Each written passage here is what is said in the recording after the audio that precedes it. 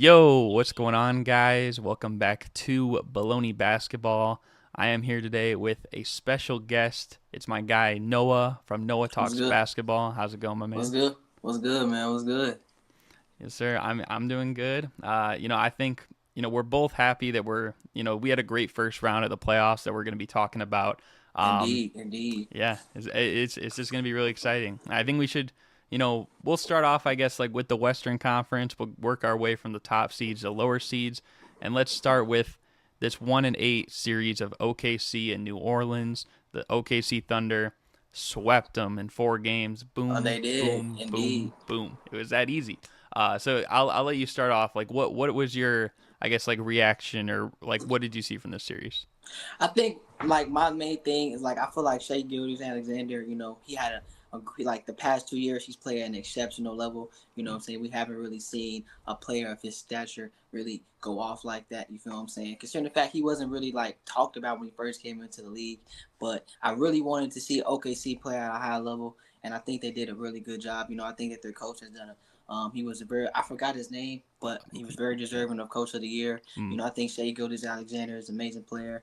What I'm saying? Didn't crack under the pressure. And I really like his mid range, what I'm saying, how he's able to, take it to the rim. He doesn't really have to shoot a lot of threes. And I think the OKC team, while they don't have much experience, the chemistry is definitely there. I ain't gonna lie though, like Chet, they play pretty small. So it'd be very interesting to see how he'll do against the bigger players. You feel what I'm mm. saying? It really will. But I think OKC did a great job. And I think that I don't think they're gonna beat Dallas. I will say that. I don't think they'll beat Dallas. Yeah. I mean, what I will say, I think for this series, like, it was really important. And I even said, I'm like, the Pelicans need to win the first game. Like, if they want any They do. chance in the series, they got to win the first one. And then you saw how the rest of the series went. Like, the fourth game was kind of competitive, but, like, the other two were complete blowouts. And they had that first game, but it just they got I away. feel like Go. Brandon Ingram is the better player over Zion, Mm, but I feel like them not having Zion really, messed them up. But yeah. also Brandon Ingram underperformed at a like it was really shocking. I'm not gonna lie. Like I don't really think he ever really popped off in the series at all. Like Mm, I thought after game one that he was gonna pick it up, but 12, 18, 20 points, it's just not enough to mm-hmm. win you a series. It's just not. And I think that if he wants to be on New Orleans longer or wants a bigger deal, he's gonna have to play at a high level. Yeah, I think, and part of it, people were saying like maybe the injury was still kind of bugging him because he did just come back. But I mean, at the same Indeed. time, it's like, well, then what's the excuse for CJ McCollum, who really didn't show up at all? And it, No. it just felt like the Pelicans were, I think they were a little bit relieved that they even made it there because I think once Zion went down against the Lakers in the play-in, like there was probably a thought in their mind like maybe we'll They miss the won playoffs again. But what were you gonna say? Sorry. they won almost 50 games, but the thing is like they had to be in the playing tournament. Like I think Yeah. that's another thing. Like the playing tournament's very interesting. You know what I'm saying? I've never really been a big fan of it at all. If I'm just being honest. Yeah, it's cool. There's like extra games, but like from the sake of like you work so hard in the season and then you're basically playing to the level of like a top 10 team and then you have to go through that. Like it's a little bit tough, but I will say too, like shout out to OKC. I know like you said, Shea. This is really like it feels like kind of his first big playoff series. I know he made it like with the Clippers the one year, and also with the Thunder in the bubble. But like this is like his first time where it's like he's the guy. And then I think also Jalen Williams played really well. Like one could argue maybe he was like a 1A 1B with Shea like in this series. So I think I they were huge. I, I think also they need to Josh Giddey needs to get more touches, but Mm-hmm. with also them having Chad and Luke Dort, what I'm saying, just so many other options. I feel like but I really feel like with Chet, coming on, it's really limited his role and everything. But I do feel like they need to get him more touches though. That's something that I think needs to happen. Yeah, I think this was the best series that they could have asked for at the start because I think any other team, if they were playing Lakers or Warriors, that's automatically going to bring an experience edge. And then with Sacramento, it's like, they were there last year. They probably think like, okay, like let's take advantage of it a little bit. Maybe Malik Monk comes back. So I think this is the best scenario for the Thunder to start off in round one. And I mean, they made it pretty easy. They made it look pretty easy at least. I know a lot of people are saying that the Thunder, okay, that the New Orleans really isn't nobody. So, it And it is a little bit of true with Zion not being out, but I still think that they'll be able to compete with the Dallas Mavericks. I just don't think they'll beat them. For sure. But I don't know. I mean, if you want, we can, I guess, progress here to the next series, the 2-7 between the Denver Nuggets and the LA Lakers, a rematch of the Western Conference Finals. Although this time it wasn't a sweep, Denver 1-5. But let me hear what do you think? What is your reaction from this series?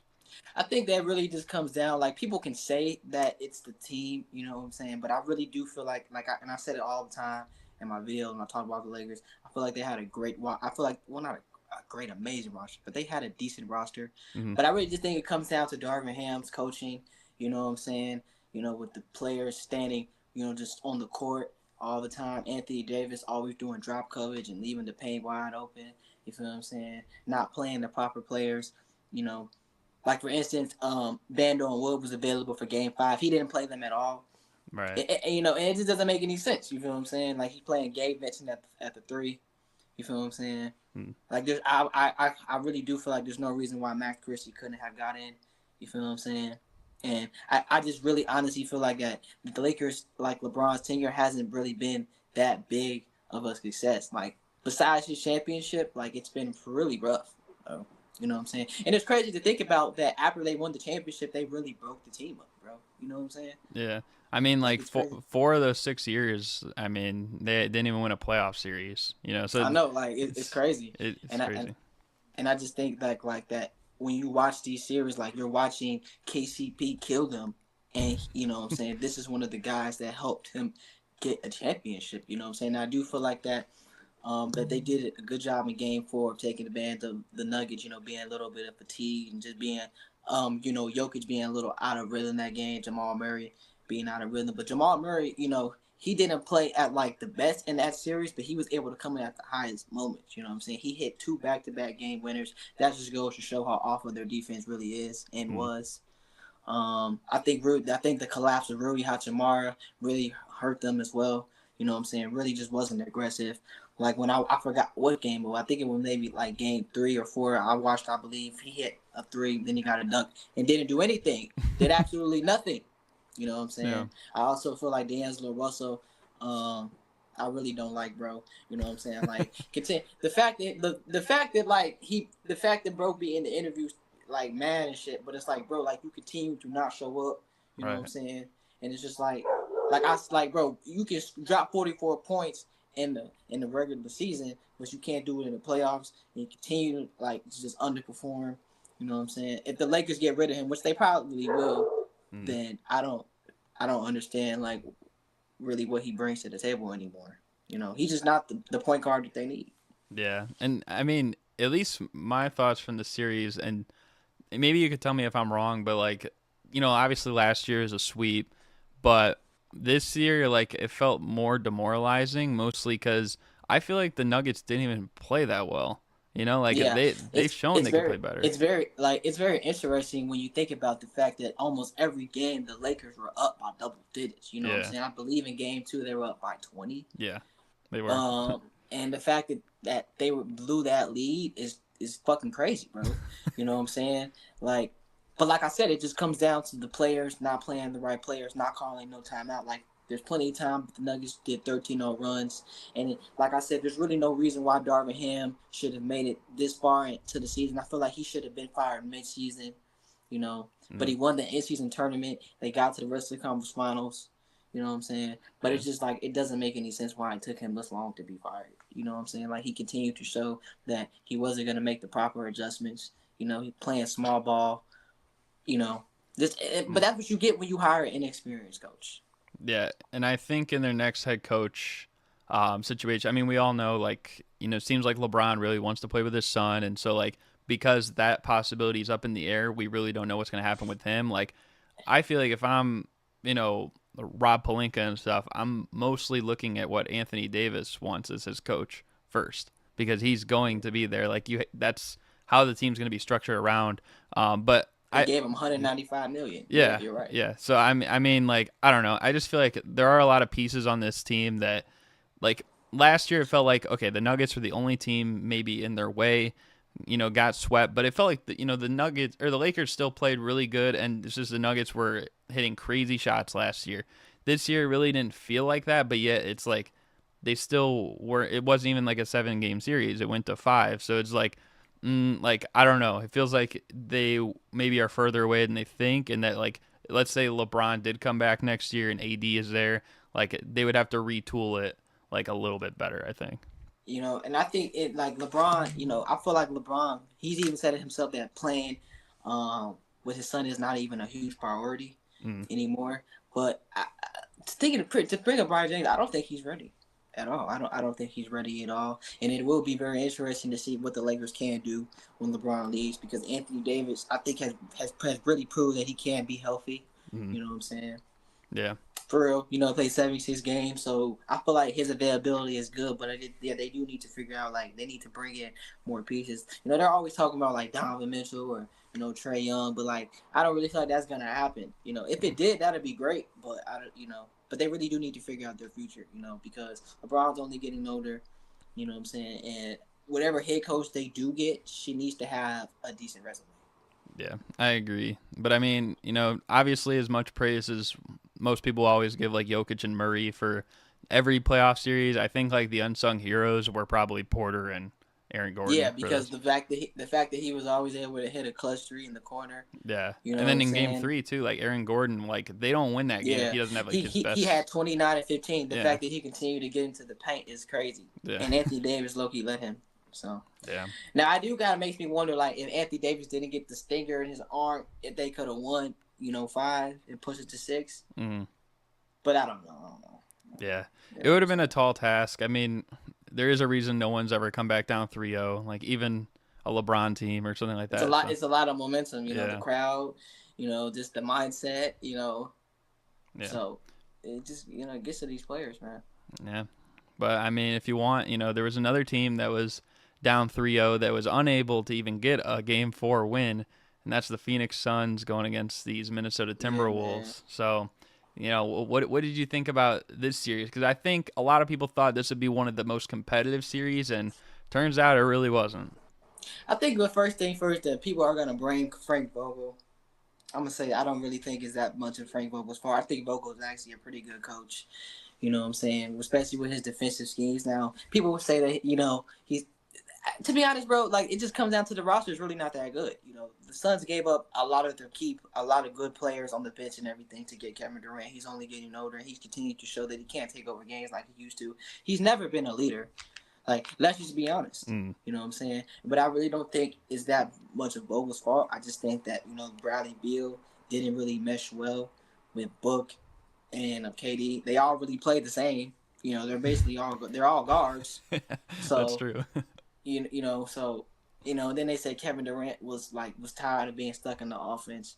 I don't really believe that. I watched a decent amount of Suns games where he was, would bring it up the court and was the main primary ball handler. You know what I'm saying? I just don't really believe it. You know what I'm saying? But we all know Kevin Durant can't really handle the pressure. So let's just, like it just make him look like that. Like when he said that, I kind of I'm like, bro, are you like, come on, bro. You know what I'm saying? Now there's talking about Book wanting to go to New York. I think that could work, especially with Randall showing that he cannot stay healthy. And he doesn't even show up in the playoffs either. Yeah, so. But I think Anthony Edwards killed them. Crossing, just crossing them up, hitting threes on their head, taunting Kevin Durant. He just had 43 on Jokic and them. They'll probably beat the Nuggets. But I just think that the Timberwolves, they're one of the teams that have gotten really good, bro. Like. Yeah. You know what I'm saying? And I just don't really think the Suns really had a chance. I mean, if you think about it, bro, like the Suns had a rough season the whole season. You know what I'm saying? Like they really underperformed. There were points in the season where they were fighting to get out of the plan to get the 5th or 6th seed. And the fact that they made the 6th seed is really surprising. I'm not gonna lie. Yeah. Because you would think they would be higher. I think like for them, like I know a lot of people they easily compare them to like the Nets with KD, Kyrie, and Harden. But, like, if you think about that team, it's like you at least had some supporting players. Like, you had a Bruce Brown, you had a Nick Claxton that could play their roles. Like, if you ask me, like, there's 3 guys on this team and then absolutely nothing else. There's really, like, no chemistry behind it. Like, from the roster construction, I would say it's more so, like, way back in the day, like the Bucks when they had like Ray Allen and Glenn Robinson and Sam Cassell, and then their bigs were horrible. Like they were absolutely atrocious. Like that's what it kind of reminds me of, just with the talent construction they have on this team, but they just don't play well together. I mean, they need a big like Yusuf Nurkic and Drew Eubanks aren't going to cut it simply. I mean, Drew Eubanks fell off at the end of the series. Like, he just wasn't even getting played. And I think they do need, like, an actual point guard because even though Bradley Beal might be the better player now, like, and even though they probably needed to move off of Chris Paul, like, Chris Paul was the better fit, but they need a player that can do what he did just at a higher level. That's what I feel like the only reason why they got rid of Chris Paul because he showed that he's out the end of his rope. Right. You know, they need someone who could do what he does well, but is more fitting the timeline of the team and like maybe has more upside right now, you know? Yeah. I think that, but I just think that Phoenix needs to really figure out what they're going to do because it's, you know, if Kevin Durant does decide to leave or does stay, you know, they haven't really done anything the whole time they've had him. Like they underperformed, you know, last year against the Nuggets, you know what I'm saying? So they just can't really compete against the top teams and the C's. Like they just can't, and they showed that. So it's gonna be very interesting to see what happens. I'm glad Isaiah Thomas was able to get him a little job though. You know, even though they didn't play him. I don't think Bobo will be back too either because he didn't really get any minutes either, which is weird. Yeah, I feel like there's a lot of players on this team that are just like it's gonna be a completely different team. And I mean they're gonna have to make a lot of changes with the extra, like the others, as Shaq calls them, like the role players, supporting players, if they even want a chance to compete with all the teams that made the second round and maybe even a few others in the first round. Because, I mean, you could argue that there were even a few teams, like whether it's, I mean, we could hop, I guess, in this next series, but like the Clippers and Mavericks, like, you know, if the Clippers bring their team back, like that's another team, and then the Lakers if they're back. But, yeah, I don't know, like for the Suns, but yeah, I don't know. We could talk about this Clippers Mavericks series that Dallas took in 6. I feel bad. Go ahead. I feel bad for Paul George sometimes, bro, because I really thought that they was gonna do something this year. But it's just like I knew. Well, I kind of even said this before. Like I'm like, damn, man. Like I really wanted to see the Clippers perform in the playoffs, but I knew when they weren't gonna beat Dallas. And it's funny that people really thought they were gonna lose to the Mavericks, you know, but no. You know what I'm saying? I think that the Clippers really just showed that Kawhi Leonard is not the player that they need. And it's very interesting because they gave him $53 million extension. You know, so they're going to have to figure out how they're going to deal with that. Because I don't know if Harden will be back. I don't know if Paul George will be back. I think Kyrie Irving played at an exceptional level. Really kind of shut down all that he needs LeBron. And, you know, he's a playoff choker. And, you know what I'm saying? He's 13-0 in closeout games. You know what I'm saying? Yeah. So I just feel like that, you know, I think that him and the Luka are the best duo in the league, you know, and that they'll probably will go to the finals, you know, but they have, I mean, I think that the Clippers, they have a decent team, but Kawhi Leonard he's just never healthy, you know, it's just, and I think it's the same thing from last season, played 2 games, sits out, played 2 games this year, sits out, so it's really sad, bro, honestly, like, it is. Yeah, and it's a shame, too, because, like, I'm, like, I don't know if you know this, but like I'm a big Kawhi fan. So like the fact that he, you know, I thought this would be a year. You know, he's missed obviously the last like 3 years. I guess like kind of 2.5 years postseason wise. But like this year, I'm like, okay, there's the game restriction. Like you have to play a certain amount. Like he's gonna be healthy like come playoff time, and then the injury strikes at like the worst time. Even though he does qualify for all these awards and stuff like that, and it's just like, yeah, it's just like tough because I think when he is healthy, like. You could make an argument he's the scariest player to go against in the playoffs because, like, that's just how much he elevates to the moment. Like, we've seen him do it time and time again, but it's just, like, over the last several years, it's been too much of an injury concern. And, you know, even though, like, I think Harden had his moments in the series and Paul George had his moments, like, they're just not – they haven't shown that they could be consistent enough in the playoffs to go all the way, like, let alone just a first-round series, but to go all the way. And you're going against a guy like Luka, who I think – has probably shown that on a more promising level. And then, of course, Kyrie, who, I mean, I would say Kyrie was the best player in this series. So Yeah, I feel like that people really underestimate Kyrie just because Luka has been on Dallas longer. But it's okay. It's Luka's team. I understand that. But yeah, Kyrie did play better. You know, Luka, there was I think the last game they played, he shot like I think in the third quarter already he was 0-7 from three, at least from what I watched. You know, Kyrie Irving hitting in transition threes. You know, tough layups, mid ranges, pocket passes. You know, setting up lively. You know what I'm saying? Got the ability to use the pick and roll. You feel what I'm saying? To pass it to Luka. So just things like that. You know, the Malibu is really not gonna work. We're not gonna be able to succeed without. You know, people really are underestimating that if they don't have Kyrie, they do not go this far. And that's just a fact. And I think Mark Cuban did a great job of re-signing him. And you know, he can. I feel like Kyrie, because I really like. You know, Kyrie's been my favorite player forever. So I can tell like he really do like Dallas, you know what I'm saying? But I really just don't like that he don't have any MVP boasts when he's put up the numbers. You know what I'm saying? People say like, oh, you don't play enough, but like there's like the stars like Kawhi, you know what I'm saying? You know, just and this other player, you know what I'm saying? People say like overrated, but I'm like, okay, you know, like he's done more than a guy like Damian Lillard, you know what I'm saying? So just things like that, you know what I'm saying?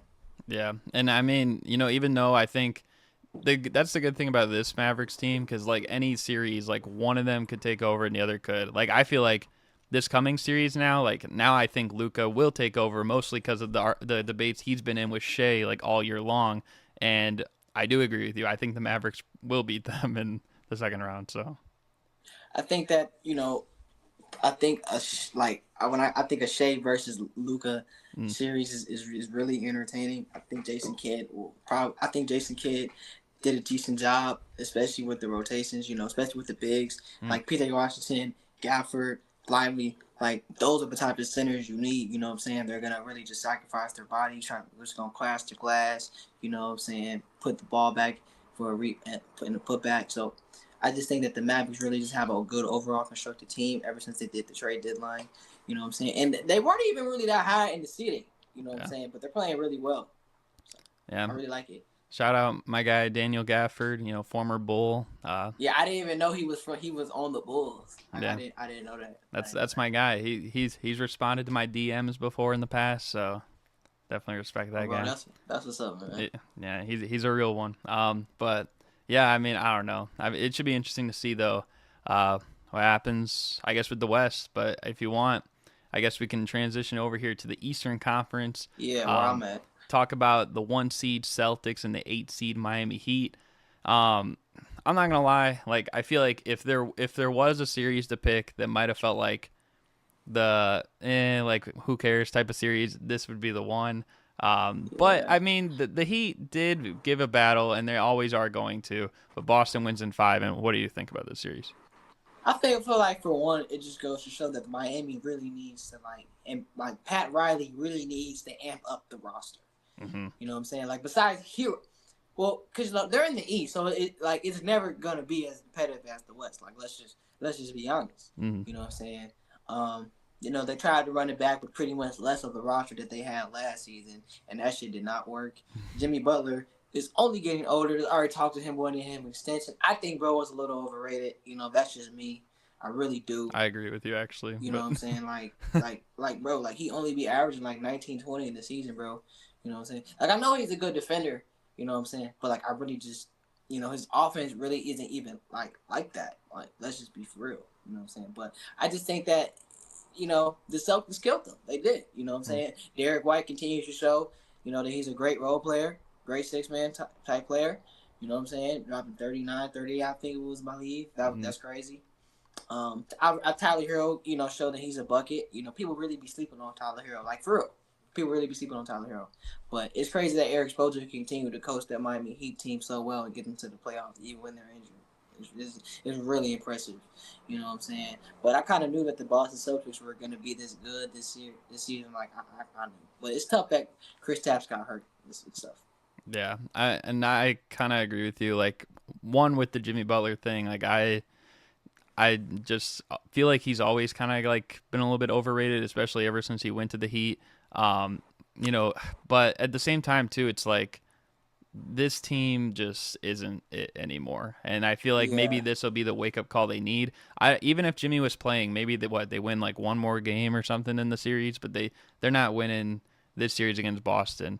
Now, An elite oh, team good. who stomped through the whole league. So Yeah. And now the one thing I will say though about Boston, and it might not seem like a whole lot, but they've gotten into a trend like over recent years, especially with Joe Mazzulla, and even throughout the regular season, where it's like they let up their foot off the gas like against certain teams. And I know like after game one when they got in a little scuffle, I think like Caleb Martin fouled Tatum. Like I even said to my dad, I'm like, they're gonna lose the next game. You know, like they'll probably be fine throughout the series, but I'm like, the Heat are gonna win the next game. And then they literally ran off their own floor, their home floor in that game.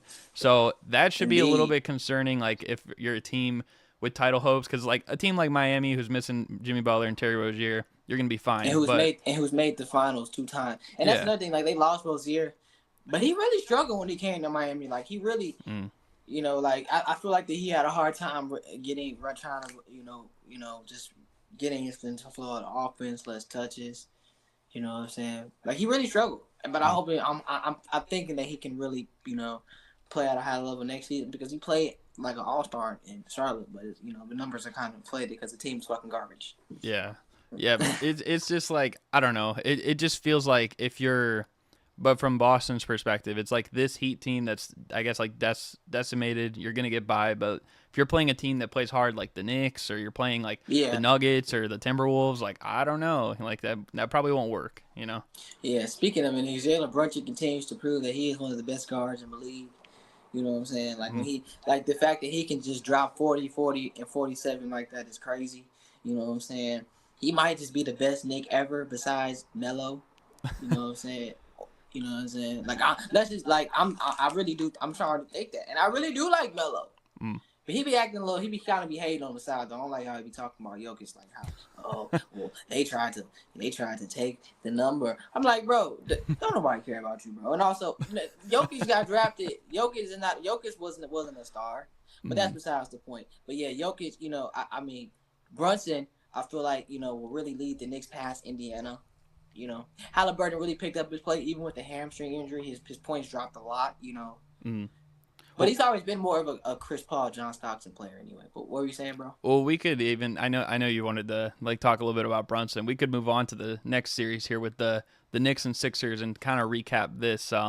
This was a really probably like competitive wise. Every game was pretty close, except I think the first game the Sixers won. Like, but what did you see really throughout this series? I I think that like the fact that they was able the game winners were crazy in this series, Mm-hmm. and also that the fact that Joel Embiid came back on an injured knee and was able to put up those numbers was really impressive. But I just feel like that the Knicks played at a better level. You know what I'm Mm-hmm. saying? And they didn't even have Jalen Brunson. You know, but the Sixers they have to they have to reconvert their roster because if Tobias Harris is gonna drop 0 points like that, it's just no. You feel what I'm saying? I think Nick Nurse is a great coach. You know what I'm saying? I think he did a great job. I think it's good that they got rid of Kyle. Oh wait, no, they have Kyle Lowry now. Yeah. I'm tweaking. But I think that Kyle Lowry, like just things like that, they need to reconstruct their roster. But like the fact that they gave up games like that, because I remember I was watching I was watching the Knicks game before the Lakers game. I was like, wow, I really just gained it like that. You know what I'm saying? Mm. So, Yeah. I think I knew that the Knicks were gonna win, bro. Like I called it. I really called it. Because the Knicks they proved that they're an elite team. Like even injured, they were a top 4 seed during the whole season. And Like they didn't lose it. and they've kind of also like I guess grown accustomed to that, like where it's like next man up type of mentality, where it's like Philadelphia, it's like most of the second half of the season, the man that was out was Embiid, and it's like that's you can no one on that team's gonna fill that hole, and then like other than that, like everyone else was kind of just there playing through it.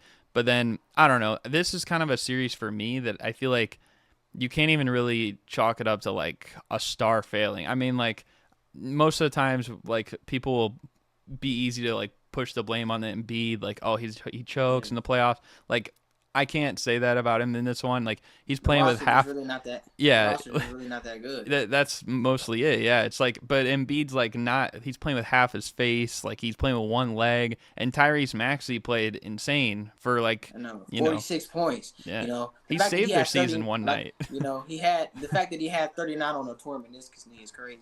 Yeah. You know what I'm saying? It will be interesting to see how that affects his health. You know, it will. It will. Yeah. It really will. But I do think like Maxey too. Like I know he played well or played a little bit off in Game 6, but like they wouldn't have even been in a Game 6 if it weren't for his crazy performance in Game 5. So. No, they wouldn't. So. They wouldn't.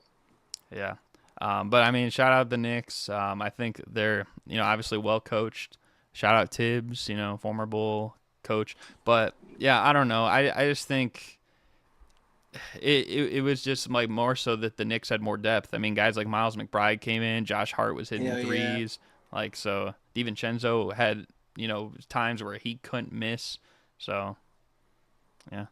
But and people, the Golden State really misses DiVincenzo, like, you know what I'm saying? Like, them getting rid of them, yeah, I ain't gonna lie, that messed them up, but he doing his thing in New York, no bad. Yeah. I like DiVincenzo, I really do. Well, I mean, if you want, we can talk about a team that he won a championship with, and that is the Milwaukee Bucks and the Indiana Pacers in this 3-6 matchup. Pacers 1-6, which I think, in a normal situation would be surprising, but obviously no Giannis. Dame missed half the series. Portis was ejected early in the game. So I guess what do you make of this series, I guess, on both sides? I think that first off, if the Bucks need to really figure out what's gonna go on with Giannis' health. You know what I'm saying? Like, me personally, I never really was a huge Giannis guy. I really started to kind of appreciate his game a little bit more with Dame game, because I really always liked Dame. And I feel like it was giving him a chance to probably maybe get some more success. But it's really unfortunate that he got hurt. Also, that Giannis got hurt, but he continues to get hurt before the postseason because all he does is run to the rim. A guy like that, to me, doesn't meet criteria for best player in the league. But I think that Doc Rivers, did what he always do, got out coached. You know what I'm saying? I think Bobby Portis played at a high level. He did his best. But once I knew that Dame wasn't gonna play, it's over with. Like, I knew that. Yeah, I think the one thing for my analysis of this is that it almost feels like it's an easy cop out for Doc Rivers a little bit, just because we know he's choked several times in the past, but it almost feels like this is an easy cop out because it's I'm without Giannis, I'm without Dame, so. And usually I will give him the benefit of the doubt. He does thrive under those situations. He did that once with the Clippers, after they lost CP3 and Blake got traded and stuff like that. But I don't know. We still have to look at the fact that he got there regular season. They were a much worse team than when Adrian Griffin was there. And even then, it didn't seem like things were going right because the guy got fired. So, yeah. I feel like they said that they fired Adrian Griffin. You know what I'm saying? Because he lost the locker room. But, they were a top second team, bro. It didn't really make any sense to me. I felt like it was bogus. You know what I'm saying? Now, they said Giannis had a lot to do with it. You know what I'm saying? But then they bring in a guy, you know what I'm saying, like Doc Rivers, who you just said, who coached guys like Blake, CP3, Jamal Crawford, and just couldn't get anywhere to it. And, now I'm going to give him some slack now because they were injured now. But even then, the Bucks were really struggling. I think there was a game before the playoffs they lost to the Pistons, if I'm not mistaken. You know what I'm saying? They were just really struggling, bro. And it just made you kind of realize that Doc Rivers really is not a good coach. Yeah. When they fight, when their first thing was to get him, I was like, why would you do that? Yeah. So, and no, go ahead. I was just gonna say too, and that is the reality. You can't fault him for losing this series. I just hate that it is a cop out for this year because we know what he's done year after year, and I don't think it would have worked out this year with him. And I think he would have been the first finger pointed to blame at him. Well, it seems like they already did kind of mess up, letting a lot of guys go from their title team. And now, Middleton's getting older, Lopez is older, Pat Bev, that whole situation you got to look at. Yeah, like Lopez was getting to the point where he was barely getting any minutes, bro. Mm. You know what I'm saying? Oh, and they were playing Porter's more over him, which I think did work. You know what I'm saying? But yeah, they do need to reconstruct their roster. You know, but they did. They think they did had a good season with Dame. You know, the fans love him. You know, dropped 35 points in the first half. You know, so I think they have a good team. They were a second seed for pretty much the whole season. You know, that's really impressive. You know what I'm saying? Like I said, that doesn't make I don't know how that leads to a coach getting fired. It just doesn't make any sense. Yeah. You know, but apparently, but then they said that he apparently was talking about his brother and stuff like that. So it's just very interesting. I'm not gonna lie. Yeah, there's a lot to unpack there that we probably won't ever know about, or at least until like these guys are retired. So, but you know, yeah. I think Rick Carlisle did a good job with Indiana. Pascal Siakam, you know, came to Indiana and just has been really messing with the team. You know, I think there was some points where he's dropping like 37, you know, 30 plus, having career high games. You know what I'm saying? Just taking it into the paint. And, you know, really just showing that he could really play at a high level. You know, just Toronto really just wasn't the best team. So, but maybe they'll hopefully build around Scotty Barnes. You know, Miles Turner is a great big man. I'm still waiting on the Lakers to pick him up. You know, so yeah. You know, but Halliburton, hopefully he can continue to heal. You know, he looked a little bit better out there. You know, people were talking about, why is his playoff career high at 18, bro? Like, he's a pass first guard. Like, he's what a point guard is. You know what I'm saying? Like, he's gonna set up his teammates for success. Yeah. You know what I'm saying? And I think with Siakam, like, he really asserted himself in that series as like a true number one. If he can sustain that, because I mean, last time we saw that situation, it was probably like the bubble, when he was like well and above the best player for the season, and then it was just like didn't work out. Like, he was horrible, honestly, in the bubble. So I mean, it's good to see him like that, and we'll see if he can continue it, though. Yeah. And people talk so much shit about the bubble, but it's just like, I feel like if any other team but the Lakers would have won the bubble, bro, like, no one would say anything. You know, people love to say like, "Oh, it's the fans," and, you know, but like, what does the fans have to do with it that much? You get what I'm saying? Like, I don't know, bro. Like, you know, like I remember when T.J. Warren was going off in the bubble, bro, dropping 53 points. People thinking he Michael Jordan, you know, like. And now he's on the bench sitting in Minnesota, but that's cool. He still has a job, you know. But it's just injuries really, you know, got to him, you know. Yeah. Well, you know who else was dominating in the bubble was Donovan Mitchell and the Cleveland Cavaliers, Orlando Magic. Just in them hole. Yep. Went to a Game 7, which he did in the bubble, but he lost that Game 7 in the bubble. This time, not so much, and the Cavs came out on top. What did you make from this Cavs Magic series? I think that the Paolo Banchero, first of all, is a great player. You know what I'm saying? Deserves to be an all-star. Shout out to Paolo Banchero. I think I said it right. Paolo Banchero. Yeah, you know like Banchero, yeah. Like the fact that he's able to, you know, play like that at his size, you know, there's really nothing that he can't do. Shoot the three, play at a high level, rebound, shoot the mid-range. Like, bro. And I think Franz Wagner also had a great season as well. They got a great team. His brother is pretty good too. They have a great coach. You know, they lost. It's kind of easy to predict that they would lose in the first round, but they're a young team, so it's bound to happen. You know, but Spider played at an amazing level. You know, you've seen what he's done this in Utah when he sent home Paul George and you know, Russell Westbrook and Carmelo.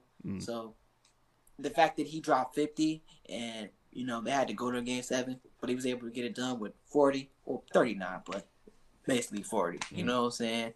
So I think that he might. I think if the Cleveland Cavaliers can have some success, he'll probably stay with Cleveland. But Darius Garner got to step it up. You know what I'm saying? Because 3 points, that ain't gonna work. Yeah, he struggled most of the night. Now I think probably the biggest play of the game though was when Mitchell fed him in the corner and he hit a 3, and it was like, I think his first basket in like 3 quarters essentially. So like that kind of helped get him momentum a little bit, and I think he got like 8 more points from there. But I mean, what really, like, I don't know. I think it just proves once again that I think Donovan Mitchell is underrated. Probably of all the superstars in the league, like, at least my personal opinion, I feel like he's one of the most underrated. So like him going out putting 50 points up in Game 6, 39 in Game 7. I mean, like, the only person that scored more than that over a Game 6 and 7 stretch is Allen Iverson. You know what I mean? So like that's like Ooh. crazy class, you know? So I don't know. I just feel like he showed up, and I think, you know, as in game 6, a lot of his teammates were a little timid. I mean, as you could tell by they scored 46 points outside of him. Like he outscored everyone else on Yeah, his team I'm pretty combined. sure he scored. Yeah, in the third quarter, I believe. Yeah. And Yeah. like he had 22 straight points like for them to end the game. And I think in the fourth quarter, like, or in this game, game 7, it started off that way a little bit in the first half and part of the third quarter, but then I think they started to like get a groove, and like these other guys, like Strus was hitting shots, LeVert was playing better, and then I think it was just easy from there. I think that the Cleveland Cavaliers, you know what I'm saying, like they're definitely better than they were last year, and it kind of reminds me how good they were in the 2020 to 2021 season before they had Donovan Mitchell. Mm. You know what I'm saying? Like because, like you know what I'm saying, they can show that they can play at a high level. You get what I'm saying? Yeah, and I think Orlando too. I gotta shout out them because I'm a big Paolo guy myself. So like him and Franz Wagner, who I still Triple double machine, man. yeah, I still hate that Franz Wagner is not on my Chicago Bulls because we had that draft pick and we traded it for Nikola Vucevic. Great job, Bulls. But anyways, yeah, Bro, like Vooch yeah. is so fucking weak, bro. But even like the guards, like Jalen Suggs, Cole Anthony, Markel Fultz, like I Yeah, feel like they great all played really great well. defender, great defender, and he knocked down some big threes in the series. You know what I'm saying? Yeah. But Cleveland, Evan. I'm pretty sure they were out Evan Mobley, and I forgot to mention that they didn't have Evan Mobley. With Jared Allen. Yeah. Oh, Jared Allen. Yeah. Well, Evan Mobley underperformed. I'm not gonna lie, but I do think Jared Allen. Them not having Jared Allen really didn't matter that much. Like, let's just be for real. I think at first, like the first 2 games, it was a little bit of an adjustment, but I think by the third game for sure, like they figured out like they figured out ways to play around him. And I think that I kind of knew that and I knew the Magic would go to the playoffs, but they're a young team. You know what I'm saying? They don't really have any experience, but I think definitely they can go back and make it farther next year. Yeah. I think they will be back.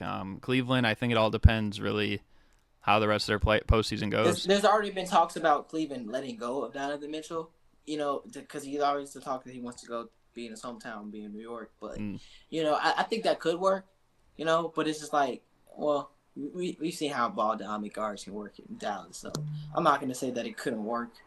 It could. Yeah. It would have to be a sacrifice probably from him and from Brunson if they were to do that. So. Yeah. But yeah, I don't know. Shout out the Magic. The Cavs are moving on. But yeah, I don't know. If you want, I mean, if we can move on to this mini game to close out the show. I call it the NBA Stat Kings mini game. So just to explain it to you guys watching at home, my guy Noah, I'm gonna give him 10 different things. I'm gonna give him 10 different teams and stats, and he has 3 chances to tell me who led that team in that stat for the first round of the playoffs. If you get it right in the first guess, you get 3 points. Second guess, 2 points. Third guess, 1 point. If you don't after that, you get 0 points for that question. And then at the end, there will be a bonus question. You only have 1 chance to answer that, but you'll get 10 points if you get it right. Okay. So, are you ready? Cha-ching. Yep. Alrighty. So, the first one, we're going to start off with the defending champion Denver Nuggets. And in the first round of the playoffs, who led them in 3-point percentage? Michael Porter Jr. That is correct. It is Michael Porter Jr. All them threes he was hitting to kill the Lakers. and you got 3 points for the 3-point king for them in the first round. So that's pretty good. Now, the second question is for the Minnesota Timberwolves in their first round series against Phoenix. Who led the Timberwolves in assists per game? Mike Conley. Mike Conley is correct, and I will give you the 3 points, but he was tied with another teammate. Do you know who it was?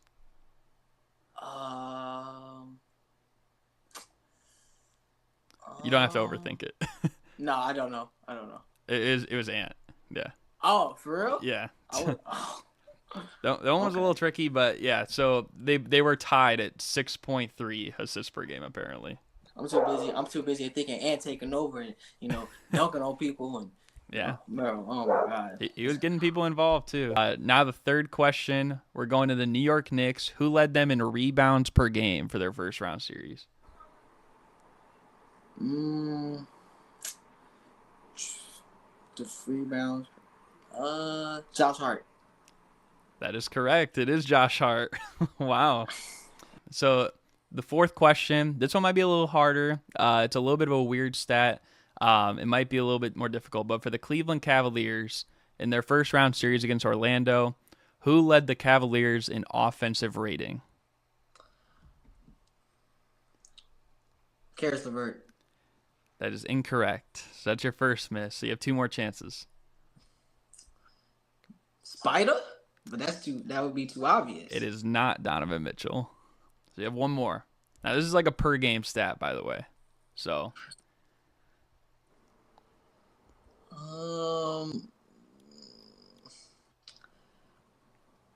Mobley? it is not Mobley. The correct answer was Jared Allen, even though he only played part of the games in the series, but he did have the highest offensive rating. That's crazy. So that is crazy. You still have 9 points though. Now the fifth one for the Milwaukee Bucks, who attempted the most threes in their first round series against the Pacers? Damian Lillard. That is correct. It is Dame. I thought that'd be a little harder because he missed a few games, but yeah. he just shoots so many threes now, bro. Like oh my. That is true. Okay, so you got 12 of 15 so far. Now the sixth one for the Dallas Mavericks, going against the Clippers, the Mavericks leader in offensive rebounds was who? PJ Washington. It is not PJ Washington. Gafford. It is not Gafford. So that's 2 attempts so far. You got one more. Luka. It is not Luka, unfortunately. Correct answer was Derek Lively.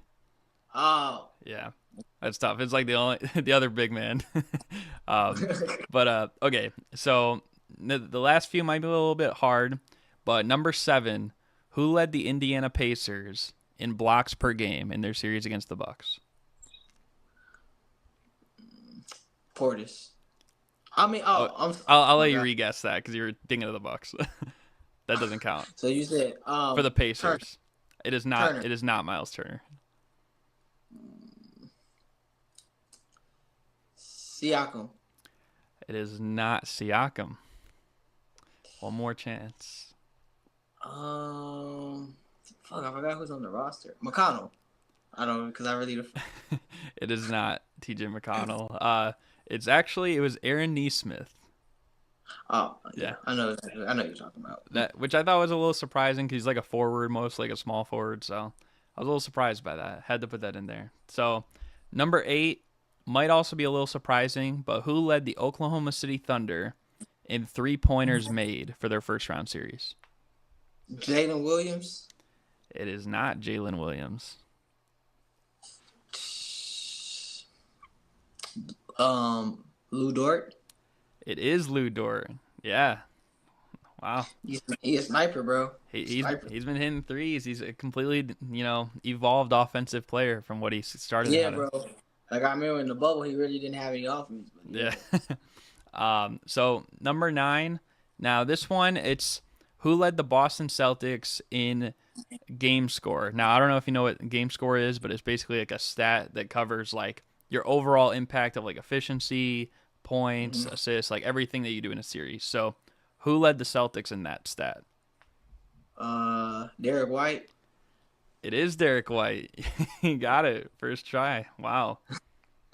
Yeah, because I'm like, yeah, just do a little bit of everything, especially just not being the main option and then being able to go off, especially like having to being able to take some of the load off of the Tatum and Brown, which I think sometimes are kind of the same player, but they've had so much success, and especially with them and not having Chris Tapps, which is really unfortunate because he has an injury history. It's probably why Dallas shipped him away. Right, but in Washington. I was a little surprised by that because I thought maybe like Tatum and Brown might be the typical, but Derek White, you got it right away. So the 10th question: who led the Los Angeles Clippers In steals per game, PG. it is not Paul George. Bones Highland. It is not Bones Highland. You got one more chance.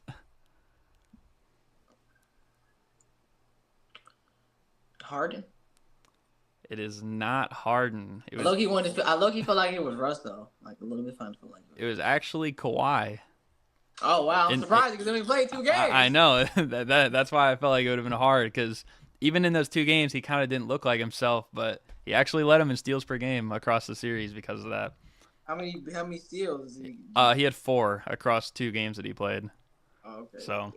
Yeah, so, I mean, overall for those, you still did pretty well. Now, I'll give you the bonus question. You only have one chance to get it right. The bonus question is, who led the whole first round of the playoffs in points per game?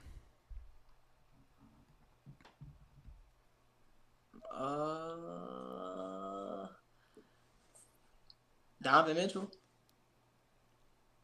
That's a good guess, but it is not Donovan Mitchell, unfortunately. Nah. The correct answer was Jalen Brunson. Oh. Yeah.